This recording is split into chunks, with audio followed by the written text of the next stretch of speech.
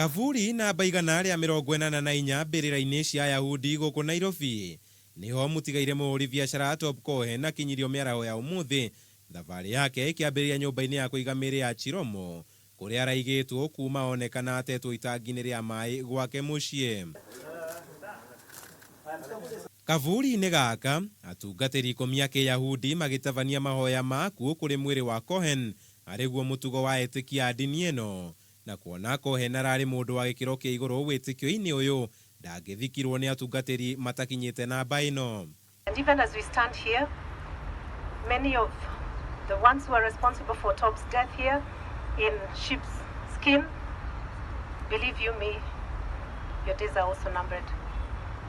It's been painful. Your family members who are purporting and even pretending to be family members. Makinya mũgwanja nginya mbĩrĩra-ini arĩguo uma mũtaratara maya mothe magĩkwo mutumia wake Sarah Cohen eroreire thutha wa gwĩtĩkĩrio nĩ igoti gwĩkinya mathiko-ini maya, nayo family ya Cohen ĩkĩrũgamĩrĩrwo nĩ mũrũ wa nyina Bernard Cohen.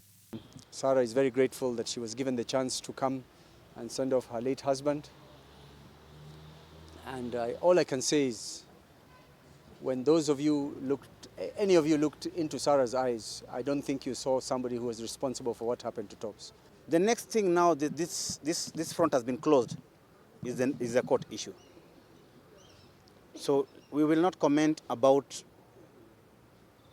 anybody's guilt or anybody's innocence. Mathiko maya makĩgucĩrĩria kĩrĩndĩ kĩnene ona thengia wamo gũkorwo marĩ ma keheri-inĩ na igongona rĩathira.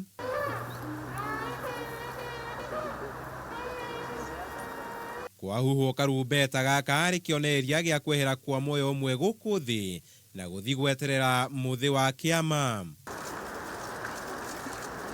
Wairimu ũndũ ũmwe na bamĩrĩ makĩhumbwo nĩ kĩeha kĩnene kũrũmĩra kĩrigica kĩgiĩ gĩkuũ kĩa mwendwa wao. Wairimu agĩtanywo gũkarokio igoti-inĩ aramithi ĩno. Thutha wakwa nĩrĩo ihurũkĩro rĩa Muthia rĩa mũtigaire Tob Cohen, ũndũ ũrĩa mũtigaru rĩu arĩ ngumuthũrano igoti-inĩ, Wairimu akĩgeria kwĩyeherania na njũragano ĩno. Handũ-inĩ ha Kameme TV, njĩta Kamau wa Mwangi.